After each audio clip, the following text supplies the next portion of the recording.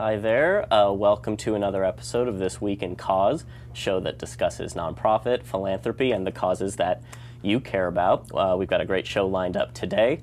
We're talking about Prop 8 with Councilmember Lindsey Horvath from the West Hollywood City Council.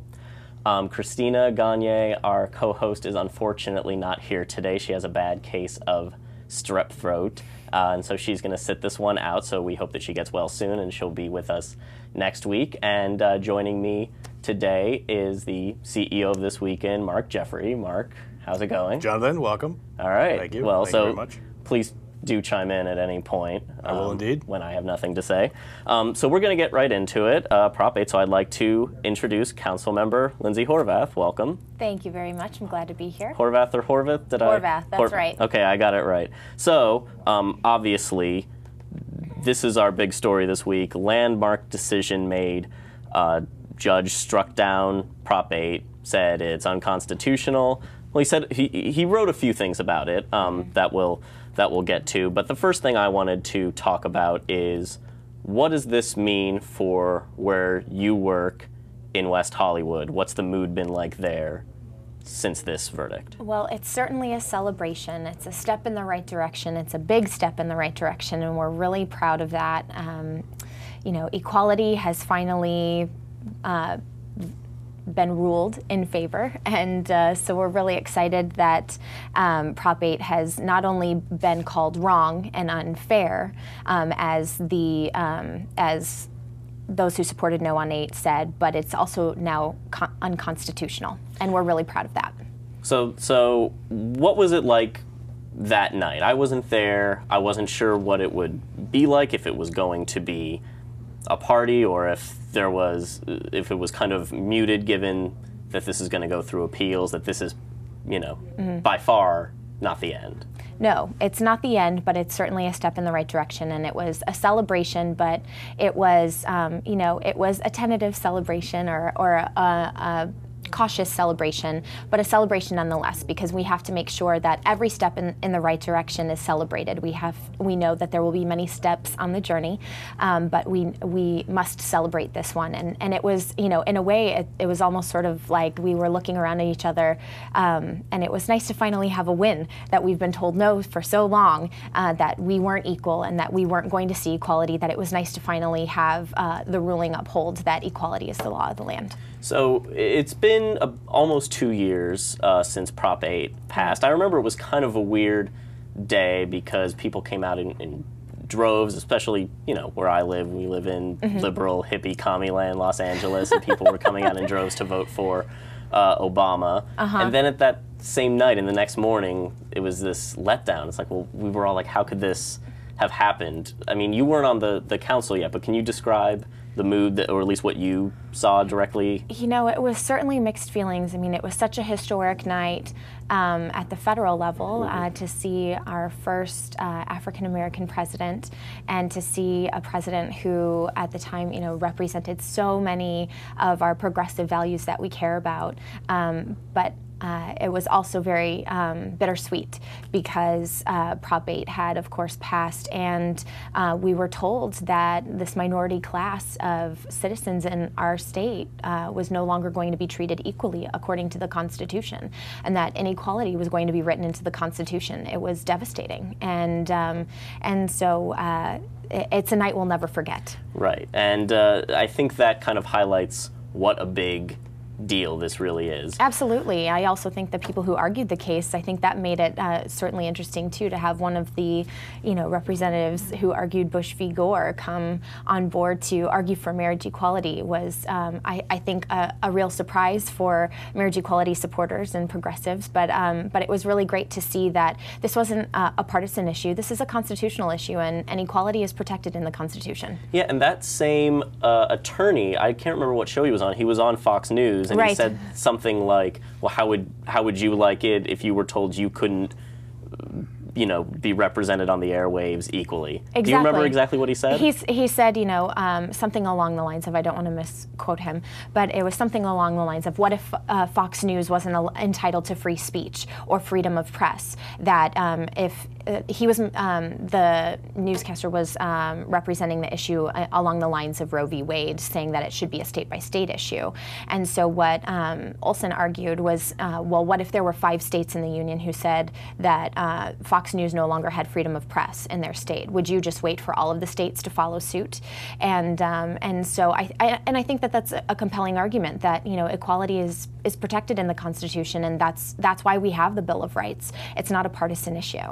Yeah, and it's interesting you bring that up, because Fox News really is... Exactly. And just, I mean, maybe not in terms of reach, in terms of viewership, but in terms of the number of news outlets out there, they're, you know, well, maybe we should cast them out because they're a little bit different than the rest of us. I know. It was one episode on Fox News I was very happy to watch. You know, speaking of which, and I want to go to this video, we've got a video clip of O'Reilly, and this was right after it passed, and he's talking about what the opposition to it, and O'Reilly kind of surprises me here, because he takes well, he takes the side I wouldn't have always expected him to take. Can we roll that clip, please? Interesting, President Obama opposes gay marriage. Joining us from Chicago, attorneys Samara Holder and Jennifer Smetters. Ms. Holder is a Fox News contributor. Ms. Smetters is a family law practitioner. So is this a fair ruling, Jennifer? No, I don't believe it is. Like you said, Bill, we have a couple of issues here. One, the judge. Is this political activism from the bench? He might have recused himself, so we wouldn't even have had to have made that argument. Another issue at play here is the we, the people, has now been shattered. This judge's opinion contradicts really what the majority of the country is saying right now, and a majority of the states. Okay, but the argument is that in have defined marriage. The argument is 1960, majority of the country didn't want to give equal rights to blacks. To say that's the civil rights argument that the judge should blame. Yeah, but that changed over time, but Bill. It was wrong But not by one political activism by a judge. It was wrong, but eventually the people, the majority of the people, but Jennifer, wanted a change. If the federal government didn't impose civil rights on the country back in 1964, it wouldn't have happened. So that's what. It's not that's where, one man that's where making the that decision, no, though. It is there was one a man, swell and of process. the country. All right. Absolutely. Absolutely. Tamara, let's go. So, score some points for Bill O'Reilly. He's for big government and telling the people that, you know, we already got through the points that that she was talking about, the woman he was talking to, that, oh, we the people is being thrown out the window, and says, well, if the Constitution, it doesn't matter if the people voted for all the Jews to get on a train and go somewhere, that would be unconstitutional as well. Right, exactly. Yeah, but I do want to talk about the judge really quick, because he must have known that he was putting himself out there a little bit. We have a picture of him. His name's Judge Vaughn Walker. The reason they say he should have recused himself is because he is an openly gay man, and well, that should have you know, meant something that he would be biased towards this from a law perspective. What do you think about what's happening to him? Do you think it's all going to blow over? Oh, God forbid, you know, a gay person has a say in their equal rights. I mean, I think we need to, as Americans, look at issues from the perspective we're coming from. And he was actually appointed by Bush. He was, and it was actually considered to be too conservative to be appointed during the Reagan administration. And he was H.W. Bush. Yes. Appointed him, not W, just to clarify. Thank you for that clarification. But I just find it interesting that he was too conservative to be appointed in the Reagan administration, and yet now we are saying, oh, well, he's too liberal, that he's an activist judge. Equality is historically what is protected in the Constitution and according to the Bill of Rights. So this isn't an activist court, and in fact, in his decision, and he outlined the basis by which the ruling, as it moves up in the appellate court, it will be judged. He found that not only did it pass the litmus test for rational basis, but also strict scrutiny. So as it moves forward in the appeals process, it passes all of those levels of scrutiny. So as a cause, this is obviously, you know, after Prop 8, there were a bunch of protests. The gay marriage and gay rights cause kind of dipped for a little bit. Now it's back. What do you think is the immediate future of the gay rights cause, and are we going to see another dip, or is this going to be pretty consistent going through to 2012? Well, I think that the only issue, marriage equality isn't the only issue that's on the LGBT agenda. And so I think that while this is, as I said, a step in the right direction, we certainly are far from equality. We're still arguing for ENDA to be the law of the land. We're still arguing for Don't Ask, Don't Tell to be repealed. We're arguing for DOMA to be repealed at the federal level. That we have to remember that this decision right now only affects California. And if it is, according to the 2012 elections, if it does reach the ballot and it is overturned according to the will of the people, then actually the case is moot and it won't go up in the appellate court and it won't reach the federal level. So right now this is a conversation strictly for California, and I think that as an LGBT movement nationwide, there are a lot of issues that we're addressing right now. So, you know, this is something that always kind of strikes me. The United States seems to be behind on social movements when it comes to women's rights, decriminalization of drugs. Not that there aren't still problems, not that there isn't still racism and sexism the world over, but you look at, you know, Western Europe, and those are the nations that, you know, we're the most analogous to, I would say. Like, how come we're always behind Iceland and France and, you know, Belgium? I think that's a big sociological, anthropological question to answer for perhaps today's episode. But I do think Really? You can't answer that right now for me? But I do think that you know, our Puritan roots are still alive and well, unfortunately. And I think that it's our charge as progressive activists to make sure that we are upholding the standards of equality that are protected in the Constitution, and that's what we're fighting for on a daily basis, that we can't take our rights for granted. And I think sometimes when we are in a society where it's dependent upon people to challenge the system to make sure that our rights are protected, it's exhausting. You know, we're working around the clock, 24 hours a day, and so there's a lot of work to be done. And so I think that, you know, if we had a system that really empowered activists and you know, helped support us and sustain us through our causes, that might be a little more helpful. So, you know, I want to try and approach this from the cause level and not the political level. So we've discussed a lot about politically what this means, but I want to talk about what it means for the movement and what people can do. So sure. You were telling me a little bit before that you're now on the board of the No Hate campaign. I was wondering if you could talk a little bit about that and what individuals can do, gay or straight, if they care about this issue, what they should do to get involved. Absolutely. Well, the No Hate campaign, I'm so proud of. It's actually an artistic form of silent protest that came out of the agony that was felt after Prop 8 was passed. And it's been a very successful campaign, and we have recently secured our 501c3 status officially, so we are an official nonprofit. But we also, I think we've had a range of people participating in the campaign, whether it's been Meghan McCain or her mom, Cindy McCain, which got a lot of press. Obviously, there are a lot of celebrities that relate to a new generation of activists. And I think truly the founders of the No Hate campaign, their story is very inspiring, that they didn't expect to be activists. You know, Adam's a photographer, and Jeff is actually general manager of a bar in West Hollywood. And after Prop 8 was passed, they decided they needed to do something, and this is what they did. And they had no idea they were going to start a movement. And so I think that that's, you know, the message that I take not only to people who are interested in the campaign, but people who are interested in LGBT activism, is, you know, wherever you're at, whatever you have, whatever talents you're coming to the table with, that's all you need. That's all you need to get started.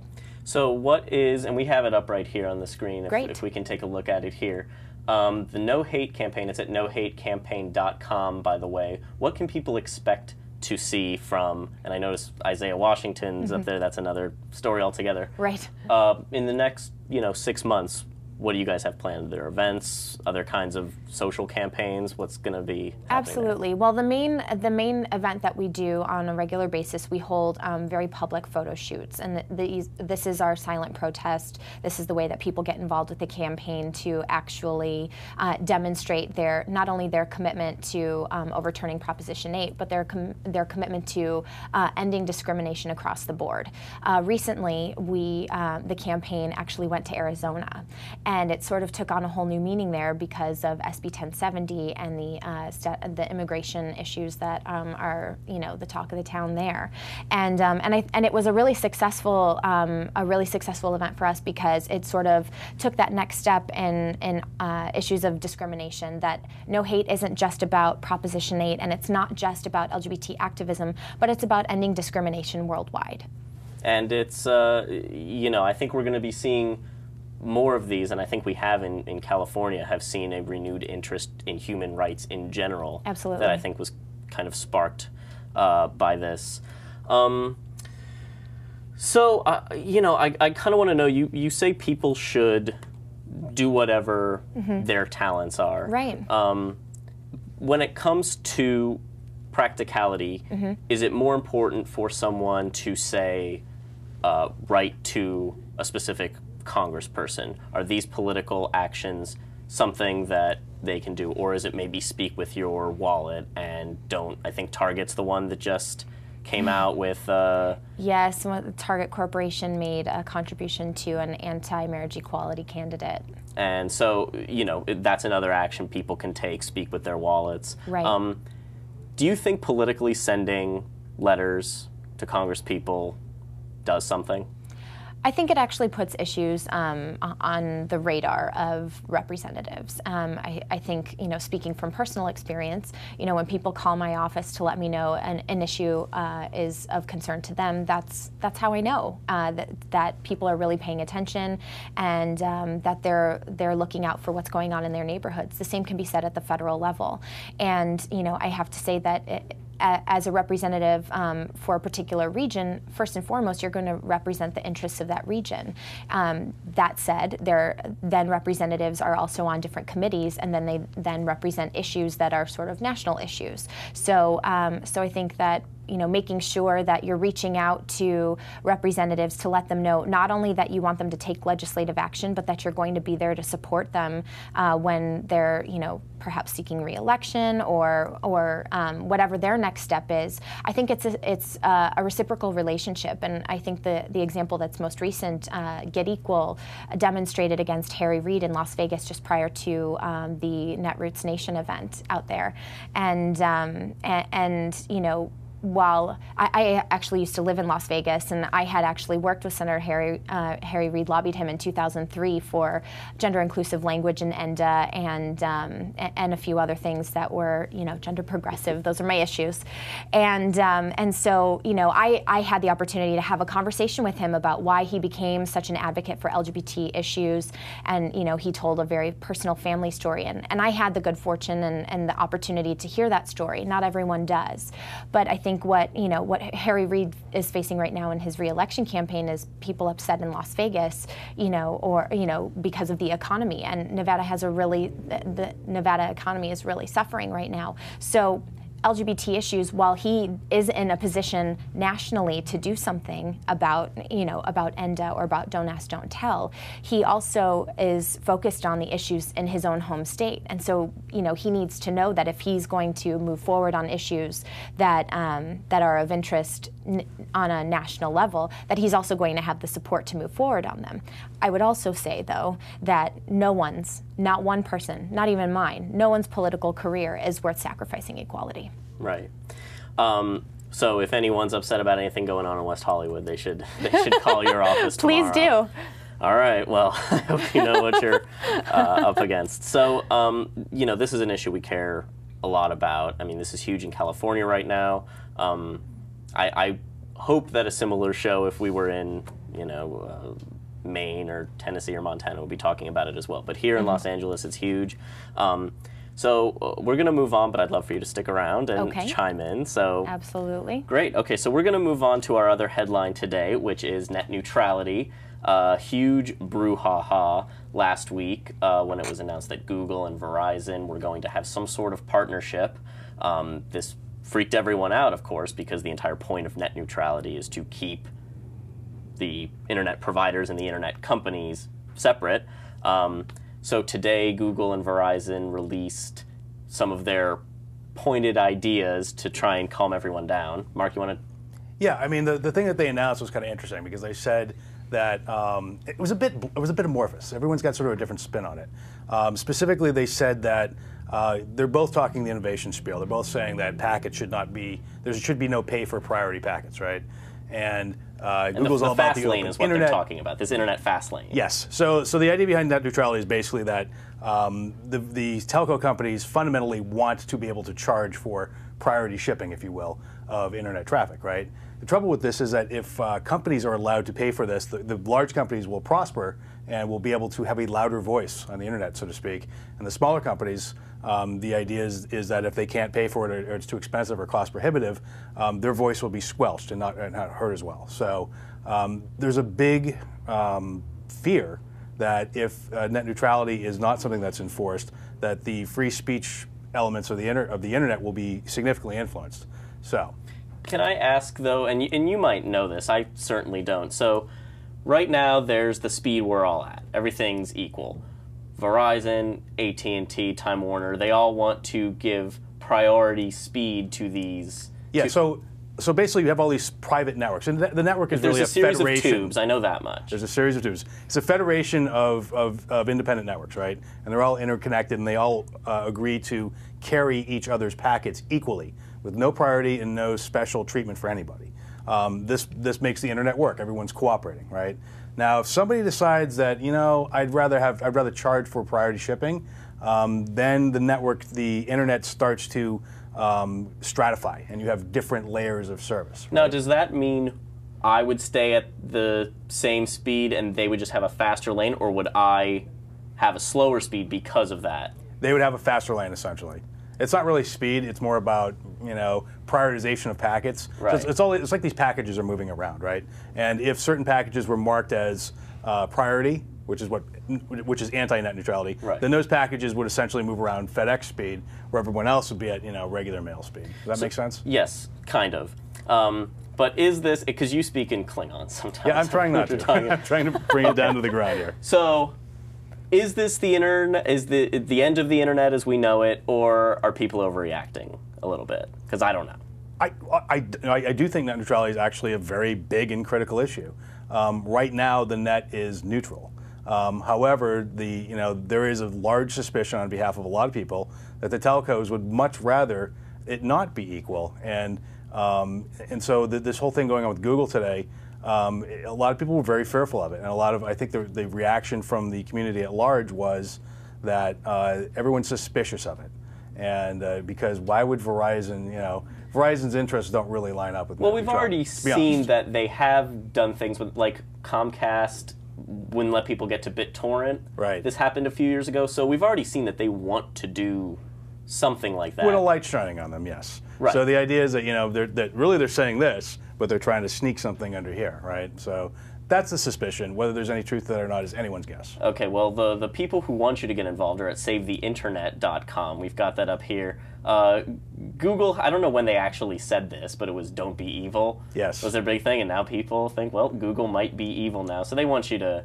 That's their corporate mandate, and to be honest with you, when this whole thing came out, you know Jason Calacanis, right? He's a co-founder of the company. I'm not familiar. You've heard of him, yeah, perhaps. no, I've heard. He knows the people who founded Google personally, and he actually, when he heard this announcement, he was pretty baffled. He knows that they're very, in their heart of hearts, net neutrality, pro-net neutrality people, because he's actually talked to them one-on-one. He's not talked to their press people. He knows them. So he was a bit baffled by this when it came out, and he actually tweeted, please Google, release a statement saying that you are pro-net neutrality and that you're still not evil. And so, his point of view, so someone I know who actually knows those people would say that Google's not evil, and that actually this is a misunderstanding and it's being misconstrued and blown out of proportion. So yeah, I mean, it's clearly a big cause. This affects a lot of people. I mean, this affects the flow of information, yes, which, as we've seen in the Obama campaign, in the No Hate campaign? Where would it be if it was, prioritized a little bit less? We don't know when that could actually happen. I think a lot of people are very fearful, but again, I don't know as much about it as you do, so I would say... Yeah, I mean, here's an example of it in action, right? So let's say that you write for the Huffington Post, right? So let's say that you wrote articles that made someone angry at Verizon. And so Verizon decided to say, oh, Huffington Post, I'm so sorry. Your site's getting very slow now. And Fox News, your site, which has the opposing viewpoint, wow, look how fast that is. And look how much easier it is to get to, right? So now they've effectively turned down the volume on a political viewpoint that they don't agree with. And I think it's that's also a lot of power. I think it's also too that this is sort of the last frontier of free speech, right. and philosophically speaking. And so it's really about, how do you make sure that, all the new social media that allow us to freely communicate with people, to make sure that we're getting our message out there, especially for progressive activists who have a lot to say and have some pretty strong things to say a lot of times too, to make sure that their speech is protected. And I think that that's really the fear that's going on here is, with regulation, as you were saying, corporations sometimes are doing one thing while their intention is another, and so I don't think that's a story that's unfamiliar to anyone. Yeah, I mean, it doesn't seem like it should be a left versus right issue, but that being said, when it comes to big business and trying to regulate them more, the left is usually for more regulation and the right is usually against it. Exactly. So again, with something that shouldn't really be political, that should be the people versus big business, it's kind of left versus right again. I'd also just like to say that I left Verizon for T-Mobile because their service sucked and I couldn't do anything in my apartment. So my blog to a crawl now. So all three of you visiting it, you're going to be very disappointed. All right. Good discussion, and thanks, Mark, for clearing up a lot of those things for us. I want to move on to our celebrities and causes segment right now. This is something we also have to talk about. A huge week in the cause world, really, with Prop 8 and now this. Haiti, the earthquake that hit Haiti, it's been almost seven months now. It was January 12th, so it's been almost 7 months. Huge for a few months in terms of donations. Died down a little bit just because a lot of stuff happened. Oil spill kind of changed everything in terms of American news. Now, Haiti back on the front pages because of Wyclef. Wyclef Jean announced he's running for president of Haiti.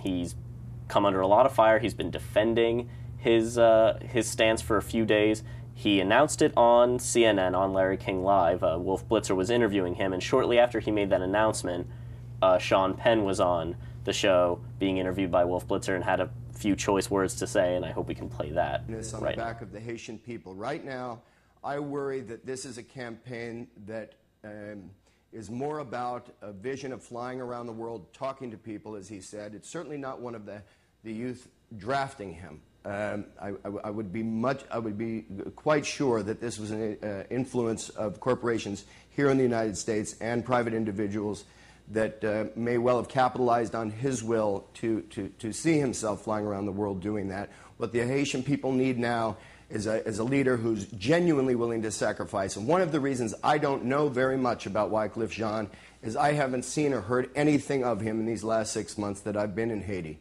I think he's an important voice. I hope he doesn't sacrifice that voice by taking the eye off the very devastating realities on the ground and the very difficult strategic future that it's got in putting itself back.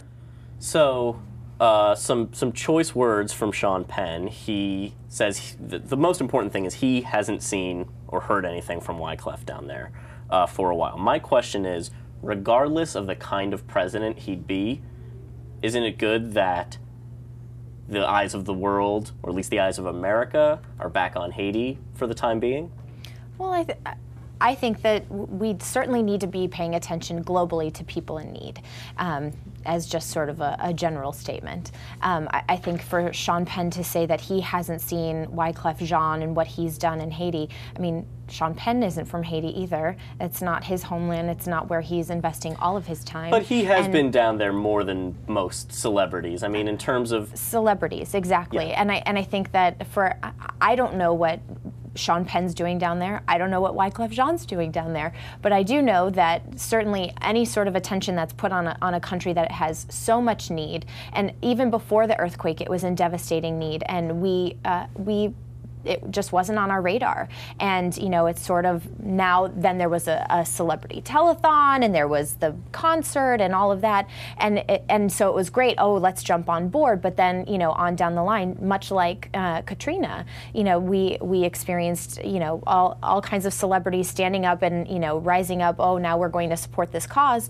And then a few months later, the people still need help. You know, a few years later, the people still need help, and will continue to still need help. And I think that whatever attention can be paid to the citizens of that country, I think is really needed there. Yeah, I mean, we talked a little bit last week on the show, and our guest was Leah James, who works for the Aristide Foundation for Democracy. He's been down there several times. I think people are suffering a little bit from compassion fatigue. Now that there's so many things, it's been 5 years since Katrina. We talked about that. I mean, every year we have an anniversary for the tsunami, which is so far in the past. By so far, I mean, what, 6 years or something? People have already forgotten about that. And all of these places continue to feel the repercussions years afterward. And of course, people don't know what to do besides give money. You read about Haiti, it's incredibly sad. But a lot of it, you know, I can give my $10, but that goes into a big pot, and who knows, you know, it goes to the Red Cross, and the Red Cross does this with it, and they go down, and then they have to buy these supplies, and they have to ship the supplies, and then you hear a story about a villager who hasn't received anything. You know, what's interesting too is also there's a lot of confusion about like what the appropriate protocol is. So I remember when there was like a cruise ship in Haiti, you know, the idea is like, should I get on a cruise ship and go to Haiti, or is that, you know, because I'm supporting the economy, or is that insensitive, and so therefore it's wrong to do it? I think there's a lot of I think you're right. There's a lot of confusion in people's minds about what exactly the right thing to do here is. Well, and isn't it nice that, I mean, we're so blessed and so privileged to be able to have a conversation where we have charity fatigue as, you know, white privileged people in the Los Angeles area. I think that, you know, we don't know what that life experience is like, and we never will. Never. No matter if we go down there for 6 months, no matter if we move there for 20 years, we don't know exactly what's going on there. We don't know what it's like to be from Haiti and have that life experience. So, you know, I think, you know, we're very blessed to be able to say that, and yet I do hear what you're saying, that from the perspective of someone who feels like, I'm just one person, what can I do? How far does my $25 contribution really go? And how many times can I actually make that contribution when, you know, especially if you're a young progressive activist, you know, maybe you're paying off your college student loans and you're figuring out your career and you're trying to get your first place to live and trying to establish your own life too. So I think I get the charity fatigue, but, you know, we have to think globally, and we're living in a place of privilege, and we really have to, you know, re-figure out how to, you know, balance that equation. Yeah, I agree. I mean, I feel like, what if there were there's 6 billion people in the world. What if half of them all said, I want to stop what I'm doing right now and do something for Haiti? There's not enough room for 3 billion people to do something.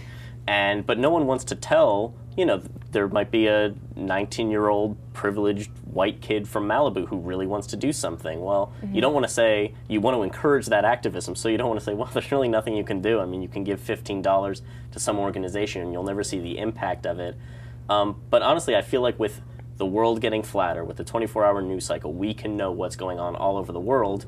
We're much more inundated with tragedy than we used to be, especially, you know, as America has become, you know, in the early part of the 20th century, America was getting rich, people were doing better when you get through the 50s and 60s, but still you weren't hearing about quite so much going on unless it had something to do with us. But I think that's also media cycle. I mean, I think the media is really obsessed with tragedy, and the more there's media, the more people want to hear about or consume information about tragedy, the more the media is going to give it to you. So I think that it's also, you know, the volume of information that we're receiving, we just weren't receiving, you know, 20, 50, 100 years ago. But so I think it's sort of a media thing in there too. Yeah, and I mean, I really wouldn't know what to tell someone. I mean, Haiti is going to be a huge issue for years. George W. Bush is going down there tomorrow. Clinton's down there all the time. I mean, Haiti has been one of his projects for years and years. They're not going to stop. But coming back to Wyclef, you know, I get the sense that it didn't matter who was in office before the earthquake. They were going to be corrupt. There was nothing a lot of these people could do, and it would take a lot to change the wealth disparity that we have going on there right now. So, you know, I don't know what his political stance is. I don't know if he's thought about what the deal is with being president.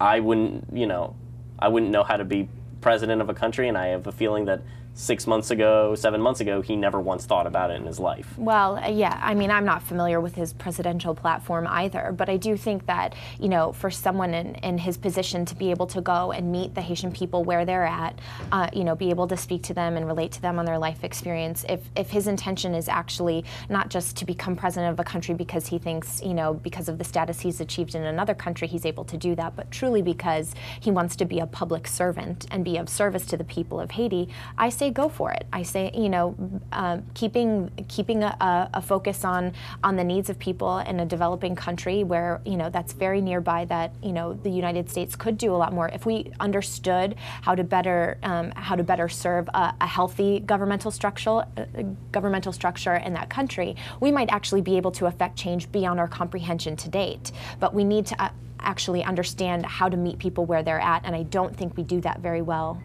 right now. Yeah, and you know, when you were talking about, like, well, I don't know his intentions. Maybe he just, you know, Sean Penn says maybe he just wants to fly all over the world. People say that all the time. I cannot imagine someone putting themselves in the situation to be the president of a country that is in such a horrible situation because they want to fly around the world. I can't imagine anyone wanting to do that.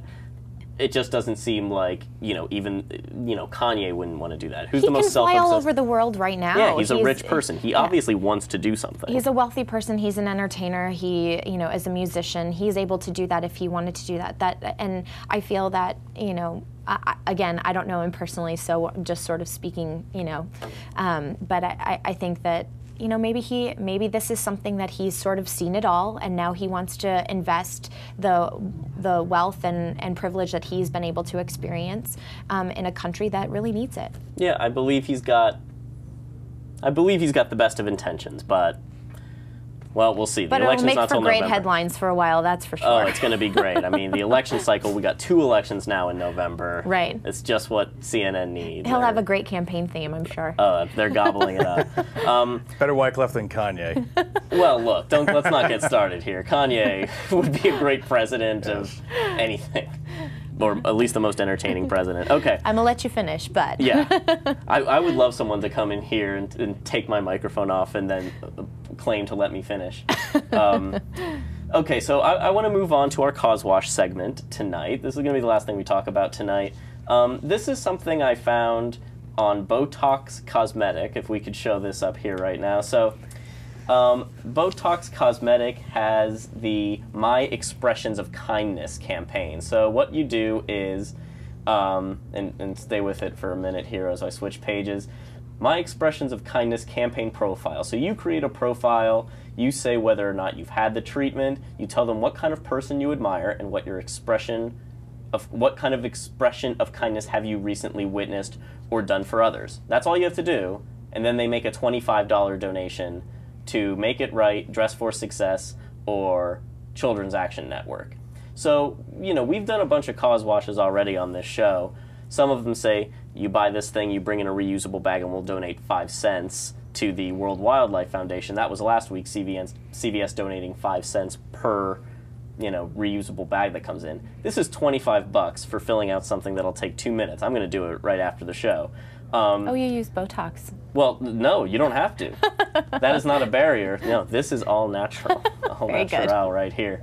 I just wanted to bring it up because it's the Botox My Expression of Kindness. It just seems that that's a counterintuitive thing. It's like if I was doing it, I wouldn't want to draw attention to expression.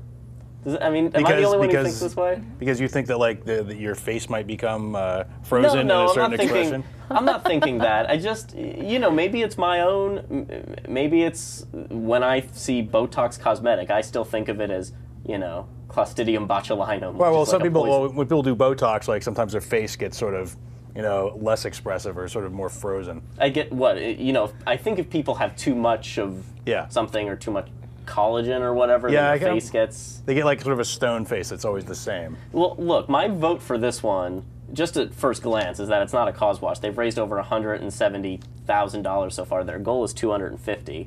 That's a lot of money to be giving to some of these organizations, and to include $25 just by filling this thing out.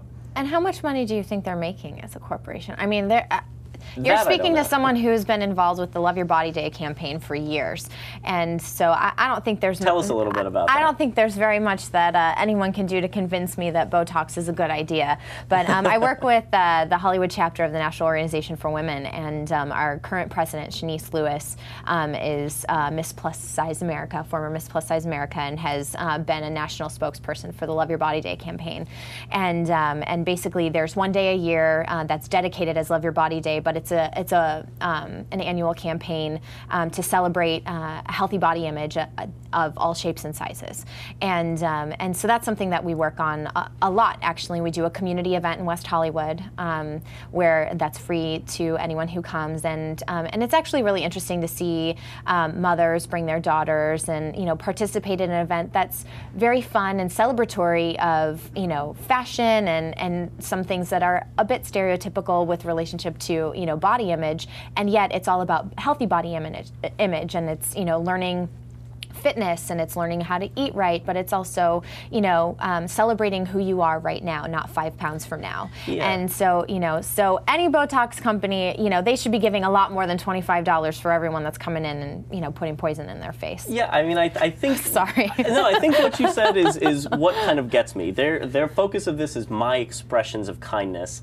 And this is an entire industry that's based on altering your natural expression. Mm-hmm. It's kind of like, I mean, I guess that's what they want to highlight is you're more beautiful now. You should... You're kinder if you use Botox? Yeah, you're kinder. You can now do more acts of kindness. What is in the profile? When they ask you to fill out a profile, what are they after?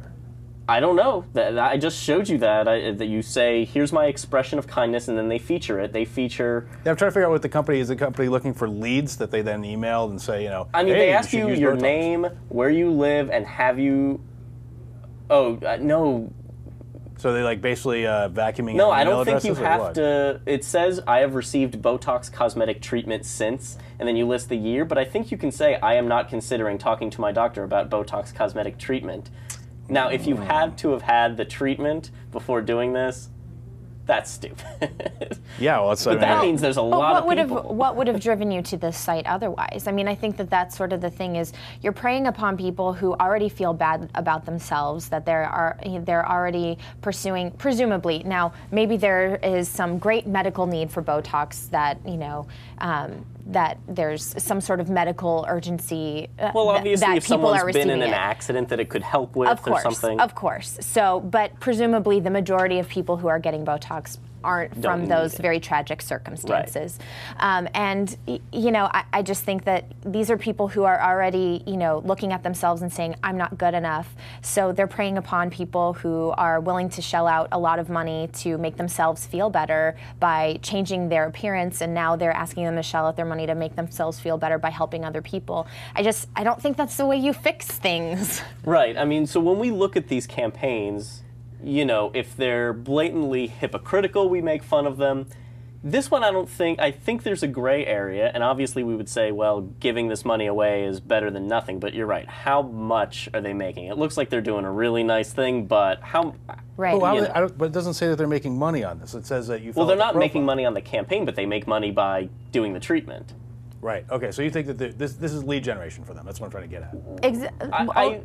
I don't know. That's what I can't figure out. What do they get out of it? It must be lead generation. Well, I think the people who are going to this site are already using their product, so they're already making money off of people who are... So it's repeat sales, maybe? Exactly. Yeah. I mean, it's people who, have decided that Botox, this, particular brand is for them. You have to enter your email, and you can't check, don't send me stuff. So it's a great advertising campaign. It's good PR. And then you say, click here to register for the Brilliant Distinctions program to receive exclusive offers and invitations from Botox Cosmetic. I don't know, I'm probably one of the first people to find this website because I look for corporate responsibility campaigns. I look for this stuff, and then when I see a really hypocritical one, I think we got to talk about that on the show. On the first episode, we had the KFC buckets for the cure, and then on the back was the double down sandwich. I mean, it was so perfectly laid out for me. I couldn't not take it. This one, and you know, they've got the celebrity, they got Virginia Madsen helping them out with this. I mean, it just something doesn't seem right to me. You know, I'm just of the mindset I'd rather see Botox go away, and I think that would do a whole lot better for the world than, you know, the couple $100,000 that they're going to give away. I'm with you right there. So, okay, a little wishy-washy on the cause wash today. Wasn't a slam dunk, but I think, you know, good discussion that brings up there. Also, when is the Love Your Body Day? It's coming up this October, and you can find out all about it on West Hollywood's website, which is weho.org, or you can visit loveyourbodyday.com. Okay, great. Well, I think that does it today for This Week in Cause. Great show today, I thought. We talked about Prop 8, and I think this is going to be something we're going to keep up on for weeks to come. Please do. Yes, we will. And I want to thank Mark Jeffrey for sitting in with us today, and thank Lindsey Horvath, again, weho.org, and nohatecampaign.com, and loveyourbody.com. Loveyourbodyday. Loveyourbodyday.com. That's right. All right, no, thank you so much for coming by. Very good, thank you. All right, and that does it for another episode. Stay tuned next week, and be well and do good. Thank you.